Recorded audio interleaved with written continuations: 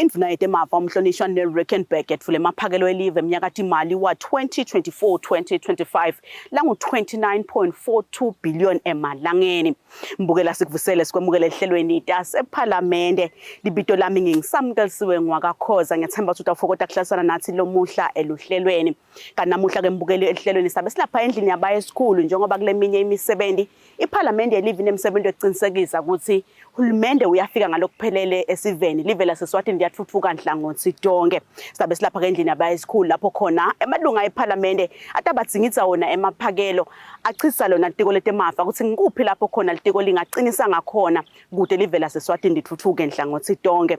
Mbukela singacisike sona isikhathi njengoba emalunga etfokotele kakhulu lenzaba avele atsingitsa wona emaphakelo eminyakati imali wa 2024-2025. Cela kuqala ngemhlonishwa waka Zombotse emuva. Sibonge Mr Speaker lithuba lekudebate ngebudget speech. Umuntu ngaba kuthaqale ngekuphamisa kubonga kakhulu kundvuna yembuso lebeyisethulula ibudget. Inkulumo yami yokuqala Mr Speaker ingaba kuthi leka Zombotse ngithe mangibuyela lemuva bafike labo gogo balilitela bathi sibonile ibudget ikhuphuke kakhulu.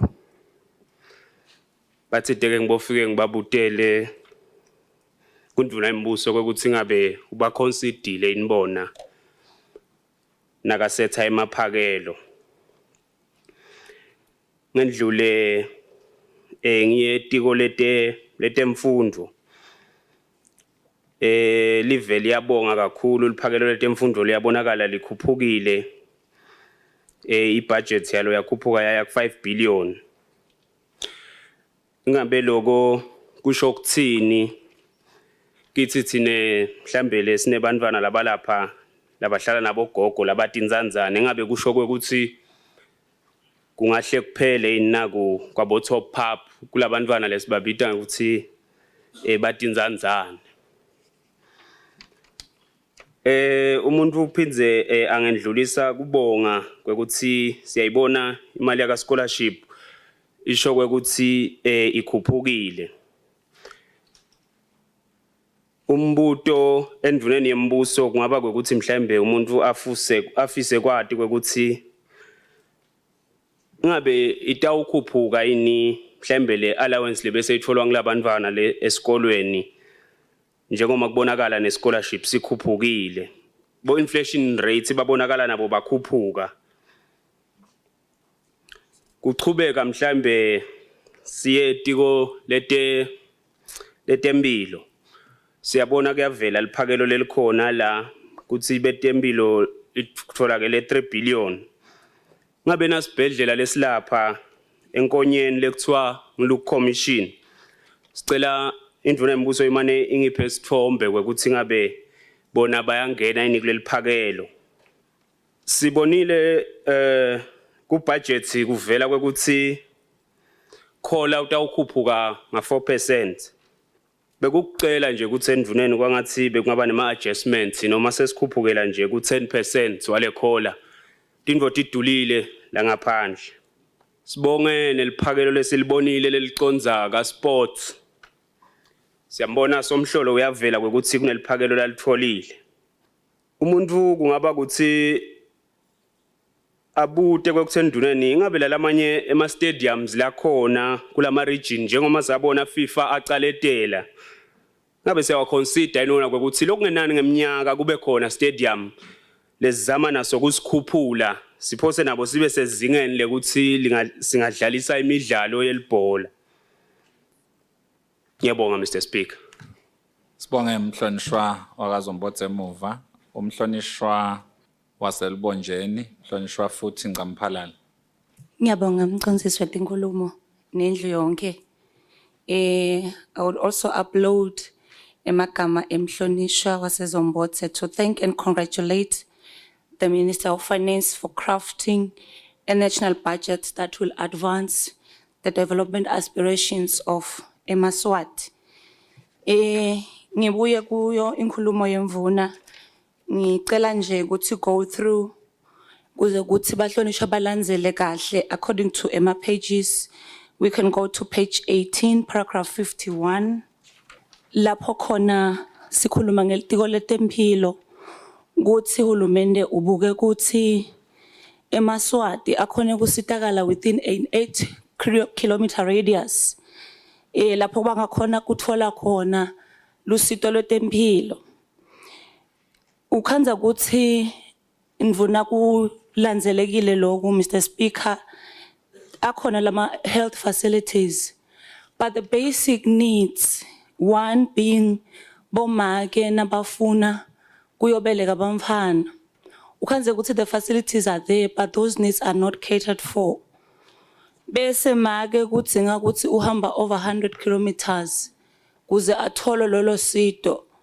Ngicabanga ukuthi simeSwati we consider that as a basic need yabo make. Ingabe indvuna ingasibukela yini lokho ukuthi these facilities, these health facilities, noma ukhanzela manje ukuthi akhona, but they don't have the equipment or the personnel to take care of these basic needs of laMaswati. We know that human resource has been a key issue that needs to be considered. Etiko letempilo. Ingabe vele lama post akhona yini, Minister of Health of Finance, and how much are you going to do to make sure ukuthi leli tiko letempilo liyabathola lesive labo labatawusita esiveni. And then we go to page 19, paragraph 54, where Ingwenyama ya declare ukuthi there shouldn't be any liswati lelishona ngekuthi alikatfoli lusito. Bayashona bamfana mqondiswe tinkulumo nababelekwa uma ngabe bangakalitholi bomake lusito lokuthi babelekiswe emitfolambilo lenema facilities lawadzingekako. Indvuna yetiko letemafa ingabe ngasibukela yini kuloko. Page 20, paragraph 58. Etikweni lete education. Gumbelo mbuto lona mqondiswe tinkulumo, I can reserve it for the discussion with the Minister of Education. Lapho khona ikhuluma nge-free primary education.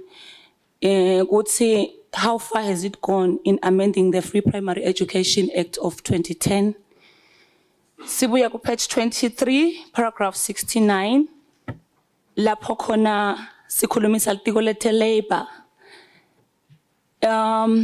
Inzaba yema scholarship, siyabonga kakhulu Minister of Finance. We saw a great improvement on the allocation of EMA scholarship. Has government started working on the initiative of making sure that most students, because it can not be all, most students do get scholarship. Kungabi ngilaba mfana lekubonakala ukuthi baphase kangcono. Bonke bamfana bayafisa kuthola scholarship, bayafisa futhi kuphasa kangcono. Kepha ke tingcondo asiphiwa ngekufanana.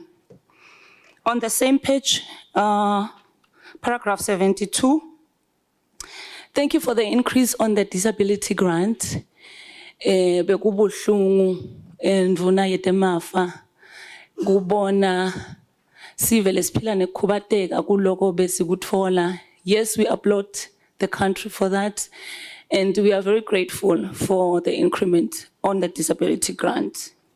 Siyabonga Minister wetemafa endzabeni yemigwaco.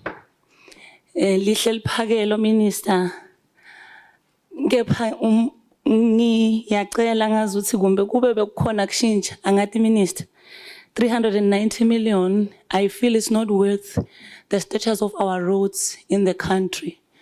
Kunyendi lokudisturba umgwaco, kunetimvula kulamalanga kunema cyclone, ngisho netinkomo tethu tigcina setihamba la migwacweni.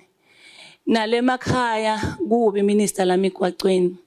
Angathi kube bongasibukela on the allocation of our roads ukuthi mhlambe bekungathi caca sitokhona nekuhamba ngibonile abanye bahlonishwa bathi noma bedala endlini babhajwe endleleni bashinje emathayi ngenxa yemigwaco. And then we go to paragraph 31, that's my last point, page 31, paragraph 101 on aviation.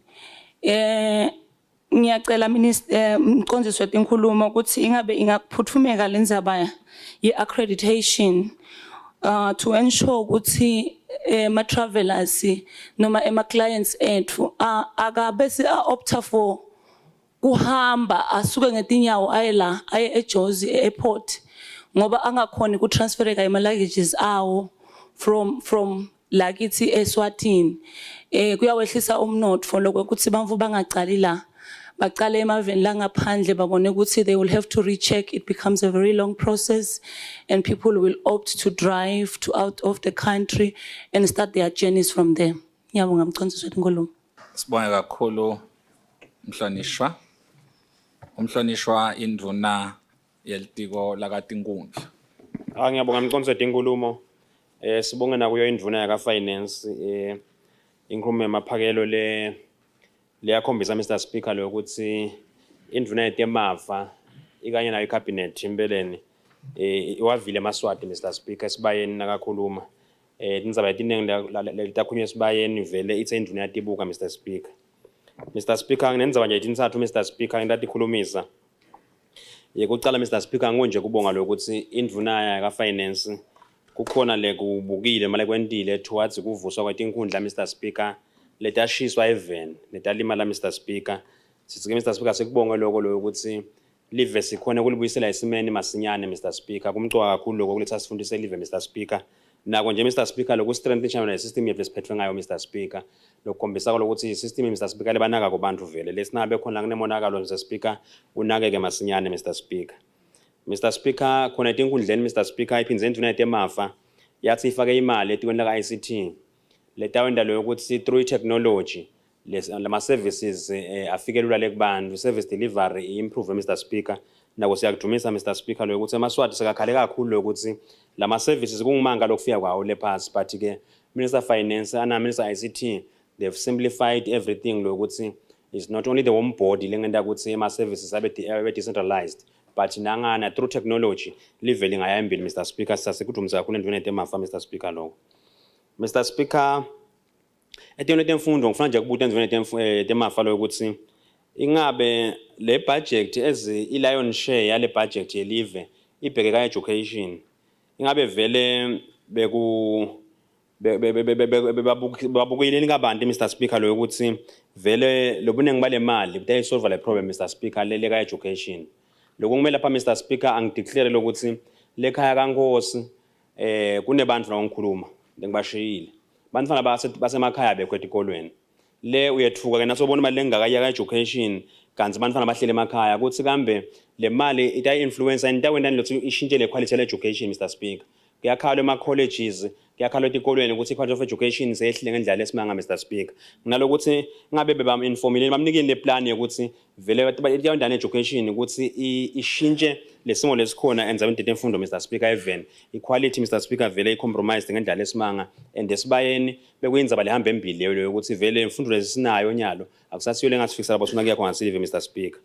Mr Speaker angigcine ngenzaba ke Mr Speaker yemigwaqo Mr Speaker sibonga indvuna lo ukuthi ivetile ukuthi ikhona imali leyiphakele letaya towards kulungiswa nekwakhiwa kwama district roads ikakhulu ifocus yami itaba le kuma district roads nasemakhaya ama rural areas Mr Speaker sasikudumisa kakhulu indvuna yetemafa lokho lokuthi kwenteke nekucela ke Mr Speaker lokuthi indvuna aseyimane ibukela amanye avenues velele ukuthi isite siyiparliament nesingulumende ongaphelele ukuthi vele ngitibe ngendlela lesingadenda ukuthi sakhe imali tapho sebe enough for letidzingo lesinato Mr Speaker ngikhulunyiswa ukuthi Mr Speaker soshida umhlonishwa ukuthi imigwaqo kude Mr Speaker ikakhulu emakhaya Mr Speaker bantu bahamba kabhlungu ngendlela lesimanga le siyabonakala ke uhulumende ukuthi khwala kwendako akahlali uhulumende akabukeleli but le mali vele la ifakile finance minister vele i drop in the ocean Mr Speaker kuncane kakhulu vele letawukwenda kufuna vele sisukume silive sibuke ukuthi singathola phi imali ukuthi nje akachamuke Mr Speaker nemacebo finance ukuthi vele singatakha kanjani letimali kuze silamaswati Mr Speaker ajabule ngeservice yahulumende ngalawo magama Mr Speaker ngiyabonga kakhulu ibudget speech lebevele nje iconze ngco kulokuhlupha kwamaswati ngiyabonga. Sibonge kakhulu nduna lehloniphekile umhlonishwa wakalobamba. Ngicela kuqale ngibonge Mr Speaker kumhlonishwa wasefinance ibudget speech yakhe lenhle kangaka kepha ke mhlonishwa speaker noma indoda itinhle ngeke kwendeke kube perfect nje ngeke kuhambe kahle sonke isikhathi Mr Speaker ngembongele ngiyababongela kakhulu nalabo khubatekile imali la ingedile nekokuthi ke Mr Speaker ngicela nje kushiya nje question lethi inkundleni la sikhona khona abahlonishwa impela ngicinisile nawu ngasubabide utabakhanza bede ema wheelchair ngiyaxolisa Mr Speaker kusho njalo kepha ke ngithunywe ngibo labantu Mr Speaker nangibala lo 2.4 million lamngedile ngiya appreciate but lo 2.4 akakhona icoverage kahle ngimkhanza amncane nje mina kepha nje ngiyababongela lokuthi ikhulile nekokuthi Mr Speaker sebabongile emgwaqweni bahlonishwa imali ayingedile finance it's 213 million nawubuka la kuma book of estimates Mr Speaker ngilokuhle lokho although this time Mr Speaker ngidaba honest angibathi bahlonishwa iproposal bahlonishwa ibasitile labanengi mhlawumbe nangabe ministry beyibona ukuthi ngoba ngangikhona kucala na kwento iproposal nangabe ministry besibona kuyi phase out this time kubebetelo imention nako ngabekisa kunemhlonishwa senfonjeni uhamba nje bamuva nje labantu nje nyalo naye kude tintu la chamuka khona entonjeni kune proposal ngiyafisa lokho ukuthi ngabe bayilahle ngakuphi bayifihle ngakuphi bahlonishwa bengingacela ukuthi nangabe mhlambe iproposal ayikho la mine bakalubamba bahlonishwa bangithanzela iproposal ngicinisile nginiyenge bekulukhuni kufika kule highway ngayibona ijudane but bekulukhuni kepha nangabe ingekho bahlonishwa la there will be a problem noma ngabe bese babone ukuthi kukhona lokunye labakufunako ubona kepha bebangabe bashiya vacuum kube bede labanga kunemgwaqonyana nje letsinga space anyana although micro project asebenta but uma ingekho la Mr Speaker mina ngiyaxolisa abahlonishwa Mr Speaker indzaba lesihlupha kakhulu la ekhaya ngema traveling expenses uma ngibuka litiko la ka foreign affairs lispende 200 ufake 217 million ngiyatibuta nje nangibuka onke lamatiko lana uchamuka nawo lamatiko la ilona lodwa lilembili but ke ngiyatibuta nje ukuthi ekugcineni ingabe indvuna lehloniphekile ibona ukuthi kuze silungisele inkinga le ingabe singenda kanjani isilive ngoba sonke isikhathi sikhala ngokuhamba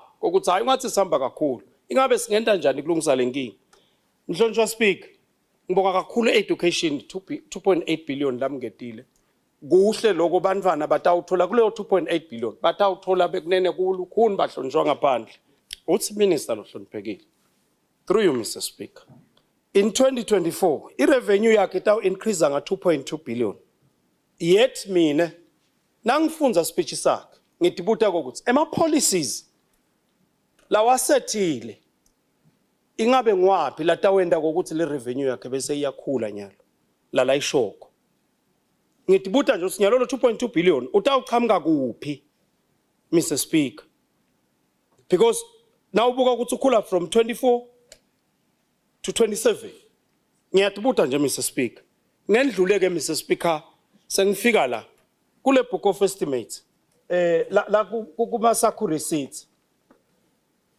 uthi nasafika la ku page 43 kule statement kule budget kule speech sakhe uthi ke cha utawenda 13 point something 13.5 billion now fika la book of estimates page 4 bahlonishwa nasubuka ngiyatibuta nje indvuna lehloniphekile naba ngabe bebambisene necabinet ayikathi pheki indet nombolo kuproper inibahlonishwa ukuthi ngale kutaba smoke and mirror kubonakale ukuthi imali yethu speaker ithi hoy imali lesinayo ithi but nasufika in reality nakuze sikudiscussa ukhanza le mali seyikanje bengitibukela nje speaker ngitibuta ukuthi indlu ikuproper yini ukuthi vele ngadiscussa lento le bese ithi indlu yona minister kapheki la naselikhuluma iqiniso Nasi mhlonishwa uselelwe minutes lenye wind up mhlonishwa wo Mr Speaker kepha nje Mr Speaker sengidawuphinze ngithi Uthi minister ema-company taxes are expected to decrease. My question is from 27 to 25%. When again? But now ubuka ngala uphinze uthi ku-estimate book yakhe i-increase nga-1 billion.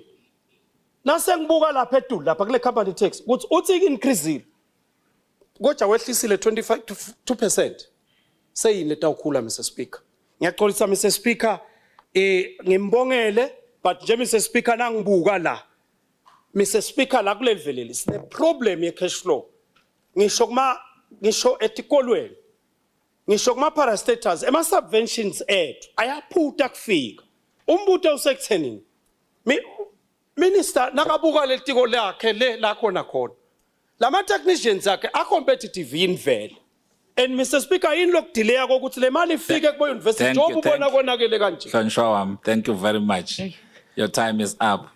Siyabonga Mhlonishwa, welcome. Dlamini waseMbabane East. Ngiyabonga Honorable Speaker. Ngicela ngikubonga yona indvuna yaka finance for a budget that is focusing on growth, which is what we want. And he spoke of Eswatini having the lowest debt to GDP at around 39%, and we all applauded. But then when you look at the debt sustainability analysis report from the ministry, it concludes that debt levels stand at 38.6% of GDP, which is within the international and regional threshold of 50% of GDP for emerging markets. However, debt is on an upward trajectory, breaching the threshold by 2027. It's another cause for concern, Honorable Minister, that just 3 years down the line, we will be weeping because we will be above the 50% threshold. Would you care to explain on that? What are you doing to ensure that we don't get there? Because this is your report that says we are in danger. And then secondly, Honorable Minister, you say that, yes, we are focusing on growth, but one of the giants that we need to slay is the issue of corruption. And in the same speech, you speak about the issue of Exponent, FSRA,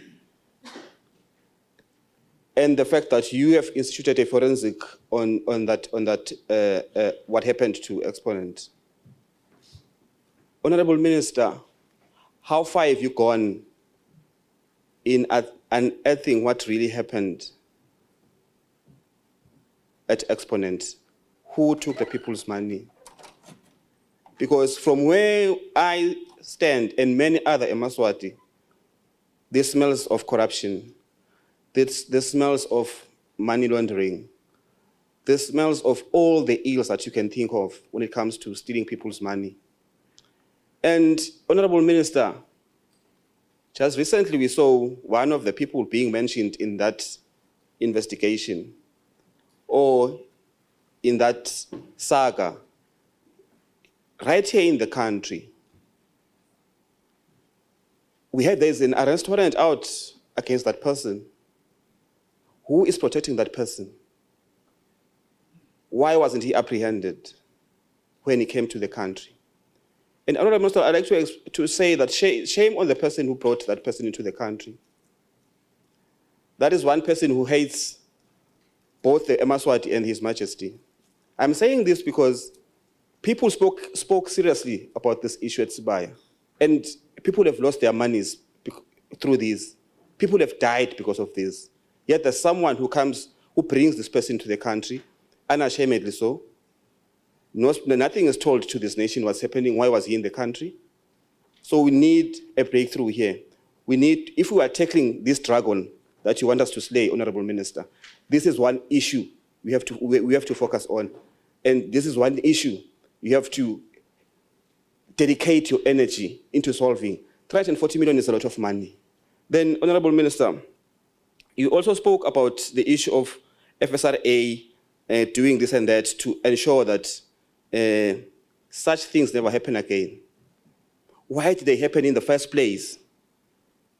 Because this was allowed by FSRA to happen under the watchful eye of the central bank. Why are these institutions doing this to Eswatini?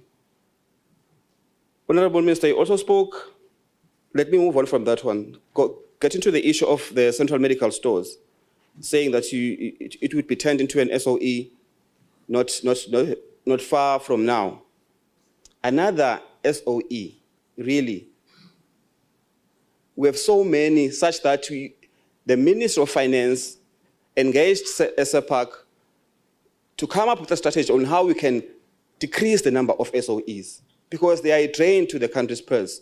But here we are again, because we've encountered a particular problem. We want to throw that problem into the SOE sector. And we all know SOEs are a drain to government. So we want another drain on top of what we have. What are we really doing, Honorable Minister? And then may I move to education? This budget, the lion's share went to the education portfolio. Does this mean that the issues of the problems that UNESCO has been facing are finally over? Are we not going to see striking lecturers, striking students, the institution being in a shambles? Because, Honorable Minister, when I look at page 21 of your speech, where you talk about the issue of education on paragraph 62, you're talking about introducing of AS and A levels as qualifications beyond EGCSE. And you say that this will enable our students to access university education anywhere in the world. When you say anywhere in the world, you're now excluding UNESCO, which means has government given up on UNESCO? Should we now focus on other institutions beyond Eswatini? Because if that's the move, then tell us all so that we send our children there. Maybe you will assist as a government. And then let's come to the issue of scholarships. I see that there's a lot of money that has been allocated towards scholarships, but we're not being told how many students are going to benefit from the scholarships. We remember last time that towards the end, you have 1 minute. You added 1,000 scholarships. You added 1,000 scholarships. How many are going to add this time around? And then on the issue of SACU, Honorable Minister, big ups about the stabilization fund, which will go to 2.5 billion now. But how can you be putting money aside, yet you owe the suppliers? Why don't you pay the suppliers first before you are able to put money aside? What kind of a parent are you, really? And then when you come to the public procurement reforms, Induna Yaga Finance. So, thank you, Honourable Speaker. I've got no problems taking questions, Honourable Speaker, but to make it personal, to say what kind of parent am I, is taking it too far, Honourable Speaker. Protection, please. Sorry, Honourable Minister, I withdraw that statement. It wasn't personal, Honourable Minister, sorry. On the issue of public procurement reforms, you're speaking about introducing the electronic government procurement system. At what cost? Because when I look at the estimates, it's something like the estimated cost is around 184 million. Is that really worth it? Isn't that too much? Are the other SOEs who we know have got such facilities spending so much on this? And then on social transfers, can we have COLA for Bokoko also? Because if the cost of living is too high, really, and if we're giving civil servants a cost of living adjustment, why not give it to Bokoko also? And then on the issue of pro-base, I support the Thank colleague. you, Mhlonishwa. Thank you so much. Your time is up. Siyabonga kakhulu Mhlonishwa. Mhlonishwa Sabelo Ndlangamandla, Matsanjeni South. Mr. Speaker, kuna na indzaba yaka RDF. Belungu bathi, if you want to eliminate poverty in Africa, the simple way is to create jobs. Ngiyanaka kuleli tiko laka le yetingundla. Le mali yaka RDF cishe lekhathi sesibayeni ngiattende onke amaswati lamanengi bekakhala ngemsebenzi kanzi leli tiko la RDF nawulibuka ngilo silibita ngekuthi ngema IGPs lisebenta kakhulu kulama incoming generating project but nangithi ngihlala phansi ngibuketa le mali emehla yafiphala ngoba nasibuka le live vele le unemployment rate is very high kodwa na ungathi kubuketwe phela ithi kuphakaphakama le mali yaka RDF ngicela nje kukhotha speech lesashiwe ngwenyama nakuvalwa sibayo yathi ngwenyama iyadiva tonke letikhalo ngoba sitolo sinye lesithenga kuso sonke singena kubo Pick n Pay singena bo Spar sithenga ngemali efana nayo but nangithi ngiyabuketa Honorable Minister of Finance leli tiko la RDF lapho khona abantu labanenge bafika leti inkundleni la sisuka khona sibona ngathi le mali sola ayikhuphuki kanzi besithi tawuphakaphakama ngoba emaswati vela yakhala sola ukuthi kude imali siyabona nalami 17 kunabothishela sola baqasheke kunebantu lesolo bahlala mhlambe le mari IDF ingakhona kuba sita so kunesicelo nje kundvuna yetemafa ukuthi ingayibuketa phela ithi kuphakaphakama le mari ya RDF kwesibili kunakwema elderly grant asibonga kakhulu kulombiko wetimali sibonile yalaba disabled ukuthi iphakaphakeme from 280 to 400 emalangeni siyakubonga kakhulu kuhle lokho but kule yabogogo ngibathe ngiyabuka solo ibe kulo 500 sibonile ukuthi ngeke basayithola after 3 months sebatayithola monthly kuhle naloko siyakubonga but my sincere request ithi phela nayo ayithi kuphakaphakama nayo ngoba lo 500 nje gogo uthenga lisaka lempuphu lapha thenga rice nemafutha sekuphelile kanjalo so ngiyacela ukuthi letiko lisibukele lokunenge nangemigwaco sekukhulunyiwe ngeke ngisagithe ligogweni ngiyabonga kakhulu Mr Speaker. Sibonga kakhulu umhlonishwa Mdokis Hlophe. Ngiyabonga kakhulu umqondisi wezinkulumo ngiyawutama nje kuba umuntu longabi mutse kakhulu emalunga savele letiningi tindzaba titekile angithatha lelithuba nami ngibe ngilobonga ukuthi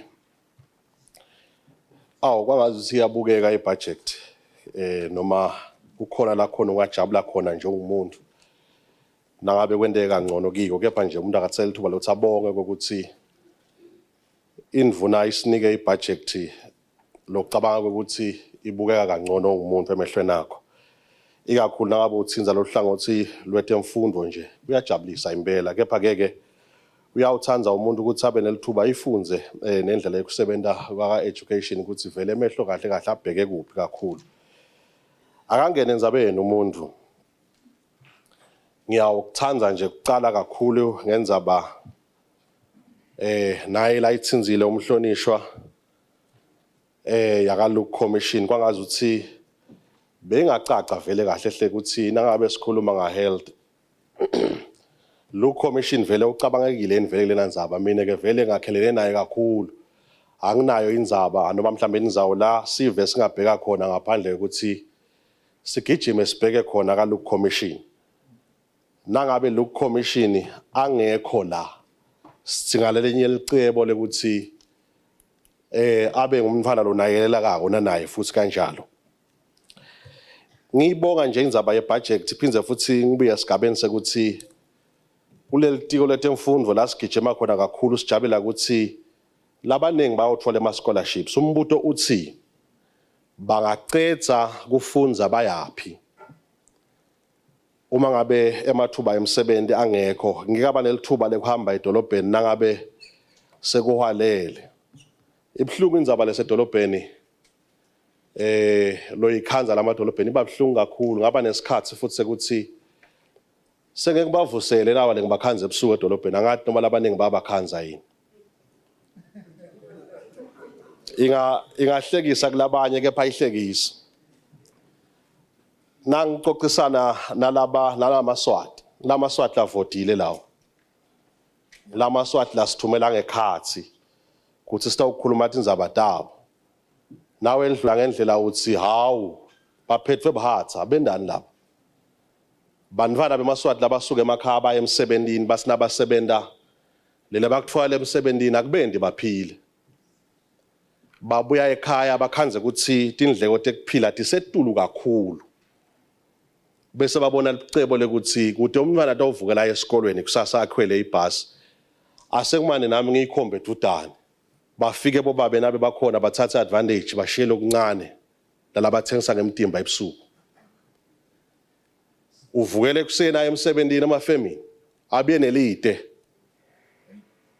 ahambe aye emgwaqweni ayotamela abantwana ukuthi badle lutho na uba ukhulumisa ufuna ukukhuluma nabo laba ngama graduates babuye esikolweni le mali education lesifaka la ibasithile abanye kepha sekude lamathuba emsebenzi uma sidumisa ukuthi imali yenyukile education sithi abafunze babheke phi labantwana bemaswati kwakathi umcondo bongavuleka mhlambe nasicacisele kancane indvuna ukuthi kabe sinawaphi emasu nangabakhona ekubamba lesimo lesi encebe engahlala phansi ngithi RDF khona bengakwenda kepha uma ngabe RDF sakambeke esigabeni ukuthi vele akawakhe lamathuba emsebenzi ngaphandle kokuthi sithi nje lemakhaya ihambe le mali batayibona ukuthi benda njani ngicabanga usiyafana ukuthi siyadlala ngisekuthenini ke bantu bakethu kiyo indvuna singalisu lelikhalphile kulanza labantu abethu etaladini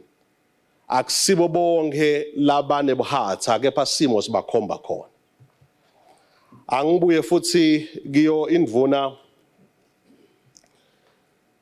ngithela ngathi kuyayifunza le budget ngitshela ukuthi imali engaka 32 billion yamalangeni siyisebenzisa kulanza tindvo ngaphandle umbuto wami uthi ngabe kuliqiniso invele ukuthi lesikulanzele ngaphandle ngeke sikhone ukugwenda lapha ekhaya 32 billion imali leningi kakhulu mina nje la ngichamuka khona emthongwaneni kunabo make lengathi gcapha kakhulu la ngikhanza ukuthi uhulumende live lisebenzile abafundzisa ukuthi bakhe insipho it's a huge investment kepha liheke lapha sololuvulekile ukuthi angene insipho bese bafundiselana nabo make uma ngabe sitawubuya sivumele ukuthi kungene tindvo lesikhona kudenda lapha ekhaya eSwatini nato lesingadethembi ukuthi vele tisezingeni lelingilo yini ngete ngathi laba labagadze emazinga abendi kona kepha liqiniso leliphela lithi letihlobo leti silethela letindvo lapha ekhaya eSwatini astart ukuthi thatha kuphi lathatha khona sesinemaswati la kwatiko kwakha bosofa kepha silive silanza bosofa ngaphandle ngete sathini asivaleni leliheke sakhe la ngekhathi insipho sakhe la ngekhathi bosofa sakhe la ngekhathi konke lesikudingako nje isuke imali RDF nangabe ichamuka ihambe iyowucija lamakhono aletindvo lesidinga la ngekhathi labo lababuke noma mhlambe labakhanyiselekile esigabeni sekuthi batibone amathuba emabhizinisi bacije lamaswati kulele sikudingako bese siyayisebenzisa ke le mali RDF umconzi wethu inkulumo inhlithiyo yami ihleli kakhulu kutema sports kepha ngeke ngigijime kakhulu ngoba ngidaba nesikhathi nabo laba bema sports ngikhulume nabo kepha ke liqiniso lithi ngithela ngithi ngibuka inkulumo yendvuna lapha yangitshela ukuthi live seliyahlakanipha litayibeka ngaphandle indzaba yamaphepha ngajabula ngaphinza ngathi buta ngathi leti ngapani leti letakha lamaphepha uma ngabe sesishiya thina sithi laba labasebenza khona babhekephi siyendile indzaba yokuthi sivale kusebenza kwamaplastic etitolo yathi na yendiwa lendzaba angathi ukuthi lebikhona ilicebo lekuthi laba labasebenza kwakha lamaplastic Mthwanganeni, you are left with 1 minute. Jesus. Wind up Mhlonishwa.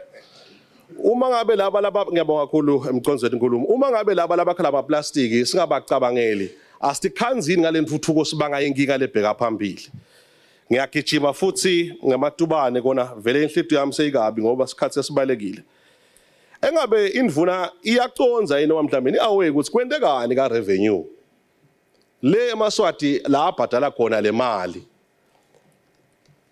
ngabe kutheni mhlawumbe nemcondo la abhadala khona le mali kutheni ukhinya beteka la cabanga khona ukuthi engeke ngasibutha imali lenengi kepha ngalolo kwenteka le revenue sikhanza singakhona ukubutha imali lenengi bengithi indawo enaba kepha ngesikhathi ngeke nabe kuloko kepha bengingathanza ukuthi indvuna ilibeke liso ekhabo revenue ukuthi engabe live lisebendeleka kahle yini lapho. Ngiphethe ngokuthi encenye usidinga isikolo sekufundiswa ukuthi kutheliswa kwemali ku-pay as you earn nekutheliswa kwemali ku-VAT kwehluke ngani. Encenye uyawuthi na ungumuntu uthola imali yakho lethelisiwe bese uyahamba uyongena esitolo phindze bayithelise kabili kanti bakutshela ukuthi ayitheli imali kabili. Mhlonishwa, your time is up, Mhlonishwa.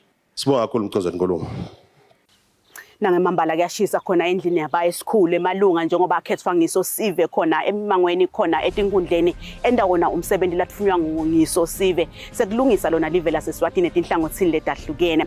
Mbukele isikhathi samanje saya khona etitolo siyabe siyachubeka nawo emalunga singitsa wona emaphakelo elive.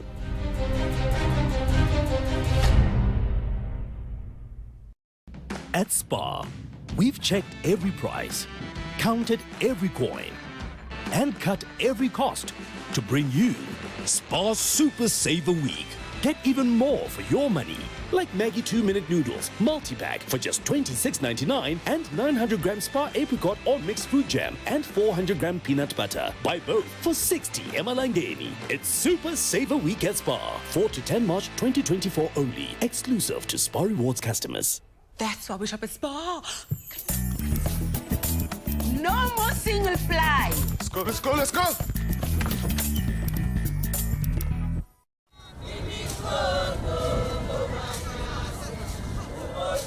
Emakhosi sekalumemetelo lithanga ukuthi liphelele nebungani bakhe esigodlweni ehlane. Umsakato wetithombe utakwethulela lona mkhosi bukhome ngemgcibelo ngensimbi yesithathu ntambama. Ungaphuthelwa ke ngwanelo muhle ehlangena nathi noma ngabe ukuphi nemhlaba.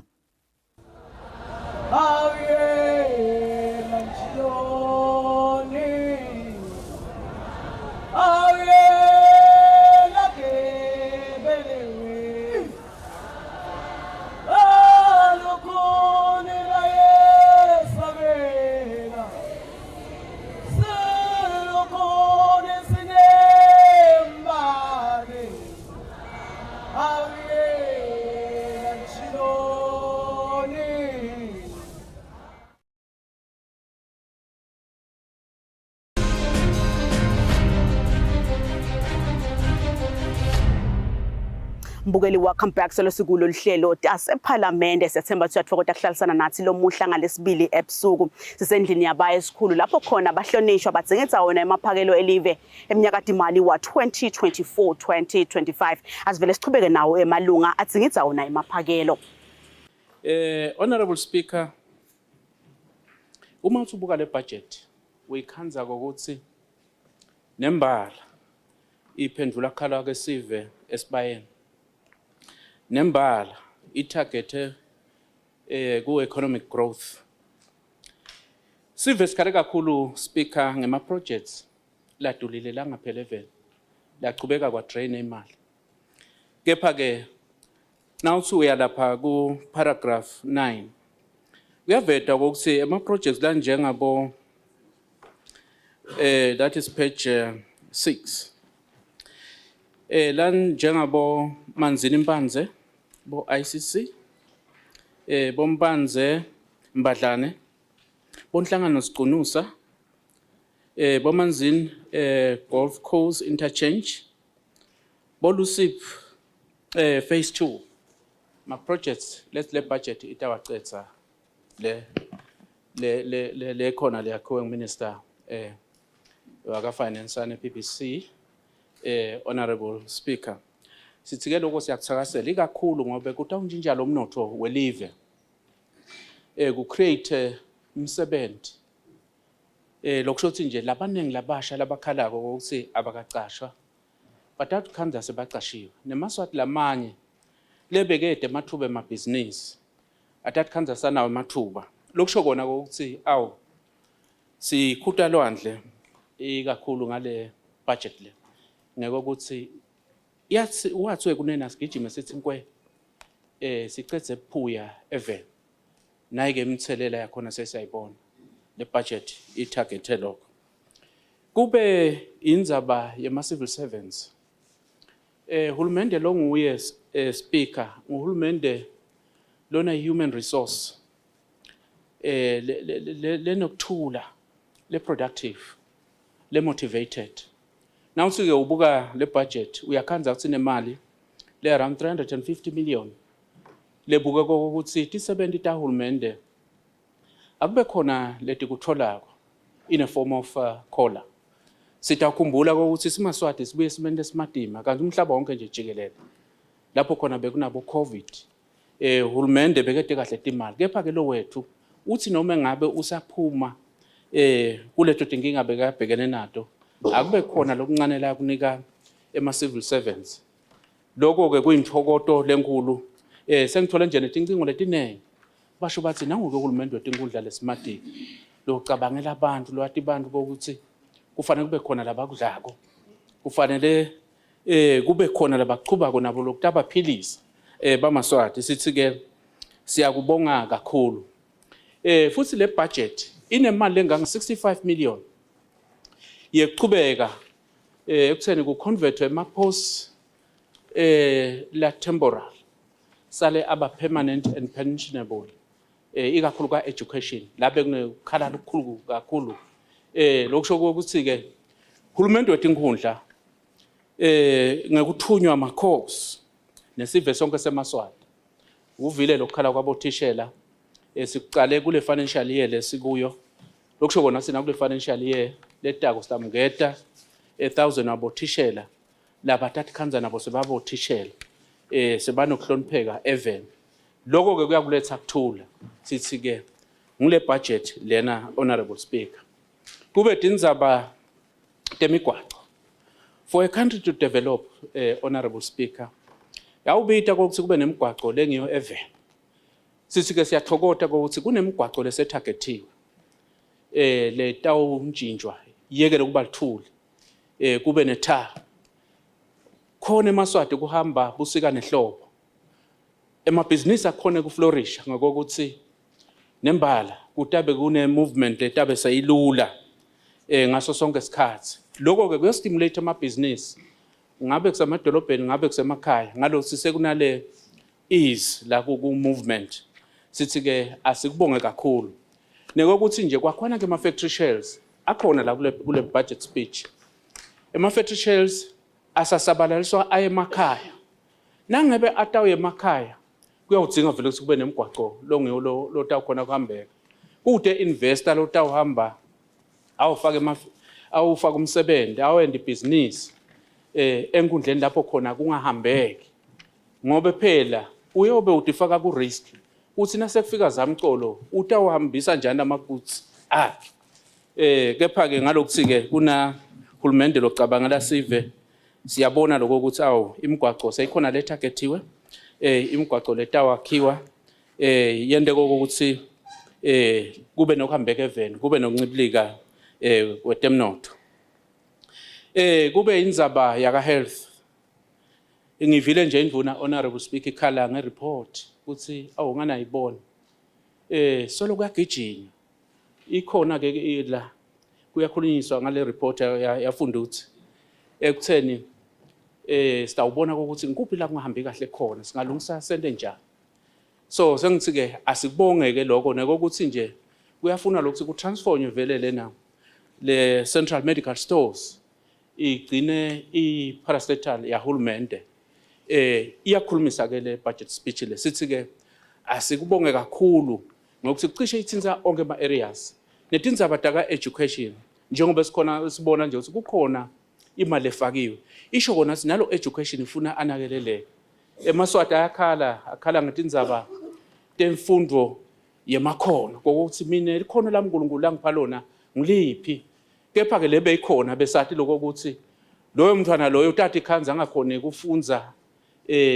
a promote le khono lakhe kepha ke le education esebayifaka baka education sengilole letanda lo mntwana lokuthi alathi likhono lakhe adle ngelikhono lakhe sithi ke siyakubonga mhlonishwa speaker tonke taba leti kanjalo nendzaba ye corruption la itsinzile minister finance lokuthi ibonakala vele Ingilenye ingcinamba lesibhekene nayo lekufanele silwe nayo. Sithi ke siyakubonga lokho ngoba ukhanda ukuthi project le worth 500 million yogcina seyiphela ngabo 2 billion just because of corruption. Sithi ke kasikubonge nabe kutawulwa ne corruption aphume lama reports njengoba saqalile Honorable Minister Finance kuze kutoba nokongeka kwetimali even itokhona imali lencane lesinayo isabalale into etinto letinenge letawuphilisa live. Speaker ngithi ngibonga kakhulu nami ngichamuke emaphalaleni ikakhulu njengoba sengivedile ukuthi indzaba temgwaqo bemaphalaleni bajabula kakhulu Speaker nabeva ukuthi kukhona lokudako kwemgwaqo longake kwentiwe even siyabonga kakhulu Speaker umsa wakho. Sibonga kakhulu mhlonishwa wasemaphalaleni umhlonishwa wakalo hamba lomtsa Utsatha inkulumo asiyibongela induna i-budget speech Mr Speaker. Bengacala ukuthi induneni ukuthi le mali yaphasa last year lamatiko lebaya kuwo ayithole onge yini by 31st of March. Kuthi le mali itabe ifike yonke yini by 31st of March lele yaphasa leyaphakelwa noma kukhona nabantu awukhala kusigcina ingakafiki. Lokho wenda kusithi number la tethu sifanele bese sesithi siya review Mr Speaker. Kodwa inkulumo la sibiya elikhethweni mawunekudla wemukelisa you a king. People are hungry. Bantu balambile lengaphandle in the true sense of the word. Labanye Mr Speaker simo sibe kabi kakhulu. Nyalo bathi noma balimile kwashasa ngqodo. Labanye bagalelwe maklabisha abo. Nyalo bantu labasihlasela ngako yindlala. Kudla. Ngingacela Mr Speaker usinakukhona umhlonishwa la. Lothi yena akahlushwa abantu ngenza nje ukudla. Ngenza nje ukudla. Akasho ukuthi MT akade kutona. Sitomshayela sandla simbongele. You can therefore not have a budget inga address itindzaba tekudla Mr Speaker. Timbuphu nemabhontshisi nemo cooking oil bantu mane badli. Angikhuluma into lengakendeki Mr Speaker. This is where we come from. Kubuyale bokuna bomshamdala. 2 parliaments ago, the same government, each and every inkundla Mr Speaker, yayinika 1000 omasake mbuphu na 500 omasake mabhontshisi. Ngisho 50 kg. Bantu ku distribute kuhlele kwabuya ama reports ukuthi nakuba sive sithole kahle. Now Mr Speaker, this is the toughest time, the toughest period. Esivenza semaswati. Balambile bantu Mr Speaker, they are hungry. Nangabe la sithathi bebalambe ngalesikhathi sifuna lolukhetho. Sesilanga ekhathi abasalambanga. We will not be honest to the citizens of this country. Ngitsini ke mqonzisi. Ngithi induna lehloniphekelayo kuone kufanele kuthi la kulethi nombolo. Mr Speaker, akube khona lekwendako ukuthi live bantu benkosi bahambe bakuthole kudla. We are not asking for too much. And again, we're not asking for something that has never happened before, Mr. Speaker. But this government, even the previous government who have said this, they were not responsive. And I believe, Mr. Speaker, kulo hulumende kune bantu nabo lababuya kumbe njengami. Ngingasho ukuthi kumbe labaqhamuka ngalenye indlela nababakuva lokushisa. Sonke siyakuva lokushisa. Nasikuva ke lokushisa asikufaki ngani. Why are we turning a blind eye? Si pretend ukuthi bantu besuthi. People are hungry, Mr. Speaker. We leave this problem seen. Mr. Speaker, the minister is saying imali has doubled in the last 3 or so years. Kasako. Imali beyi half kunaloko. Le khona nyana. We're happy. But le mali, Mr. Speaker, iyaphi. Because the people don't feel it. Where is the money going to, Mr. Speaker? Uma ngabe Mr. Speaker lamuhla sikhuluma ukuthi bothishela asisakhona ukubaholela base university. Lamuhla the minister is saying is going to review, we are reviewing free primary education. Clearly, the reviewer lokhulunywa ngayo kusho ukuthi was saying no, kumbe zokufanele aqale babhadale. In this country, Mr. Speaker, today, bantwana bede abakhoni kuya esikolweni because there is no money. Bahlele emakhaya. Ngisho high school, there is no money kuya esikolweni. Mr. Speaker, bantwana lamhla bayaphasa angawathole ama results in this country. Angawathole ama results, Mr. Speaker, because there is no money. Angathatha ukuthi uphasile ufailile ahlale ekhaya dzimu. These are the issues we should be addressing, Mr. Speaker. These are the issues we should be addressing. Now, ngiko ke mconzweni inkulumo ngithi nangabe kuthi tonke letinto leti. Lo joko ngabe lwani. Mconzweni inkulumo. Ngoba phela siyasho sithi sakho ukhicitile. Imali siyitholile. And therefore, ayimshekisi ngalo mnikati. Nangabe khona imali. Mr. Speaker, ibheka phi ke? Lenzaba ukuthi kuthiwa hey, you need to touch ifish kuyifundisa umuntu ukudweba ifish ngokuthi njani. We know that. But balambe enyalo. Give them food. The previous government have done it, Mr. Speaker. We need to do it. Otherwise, Mr. Speaker, we'll be dishonest to ourselves. Mr. Speaker, njengoba ngisho ngangathola imessage lamhla. Ubonga impuphu lo make. Ubonga impuphu uthi ungisite ngoba for 2 days bengihambe solo ngide kudla. Ngiyambedza nanginakudla. Mr. Speaker, this is how we live. Ngiko ngithi ngingamangala futhi ngajabula nangaba khona lothi cha mina leke sibukahle. Tonke inkulumo. Dibhedlela. Mr. Speaker, sithi emaphilisi dibhedlela dilapidated. La dibhedlela takisi atsi habitable. Mr. Speaker. And I can tell you, we are going to close the Look Commission. Because the same institutions are government, but recommend abantu ukuthi bayeka Look Commission. Let inombolo letilapha, Mr. Speaker, awutati. Let inombolo letilapha. Labantu bathi sine besinayo ethu imali yemadonors. Yethu. Sinayo. But lelesa sikubona. Akusasiko lesikwatiko. They are referred to Look Commission. Therefore, Mr. Speaker, whether and kusphosisa ukuthi utava abantu lakumbila athi hey into yabonile lele Look Commission. God heavens. Labantu labalapha ungena phi nili kubo lapha. Ngoba labantu bethu babethu ukudleni kithi. Ufika lapha Mr. Speaker kwanza 700 bolungiswa emehlo. So Mr. Speaker ngiyacela ukuthi asingafeketi ngaletinto leti sibe realistic. Central medical stores. Mr. Speaker. You are left with one. Are you serious? Serious. Isaqala. No, ngake phela. Isaqala. Hayi thana ufuna inkulumo. Thana ufuna inkulumo emqondisi. Ngiyaqala nje. You know bakithi. Mr. Speaker. Central medical stores. Ngisiphi le study lesithi kufanele sibe parastatal. Minister Nila kusiye Minister we Finance akusiye bekalesa iproposal ukuthi na mama parastatals ayavala. Nyalo sasakhaleni itayithola phi le mali.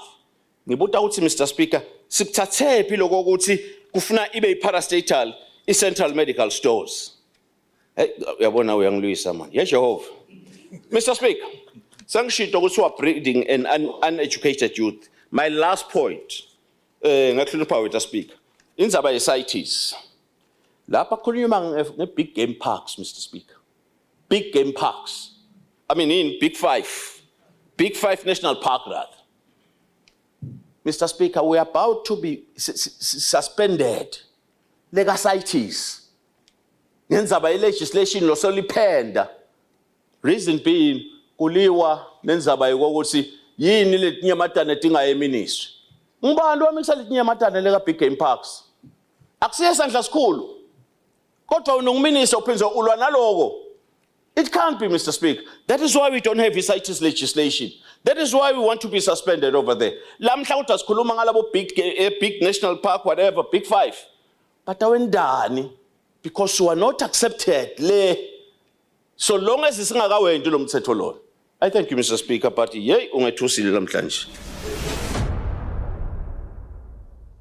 Mbukele ngenxa yesikhathi ihlelo silibeka lapho ke lo muhla ngalesibili ebusuku sethemba uthokote kakhulu ukuhlalisana nathi evikini letako saphinde sichubeke nako ukuzingithwa kwayo amaphakelo ngiyo indlu yaba esikhulu lapho khona indvuna yethu emafa umhlonishwa neRickenback utaphinza nikete donati imphendvulo endlini lehloniphekile. Mbukele hlanganyela nathi ke evikini letako ngaso sikhathi lesifanako.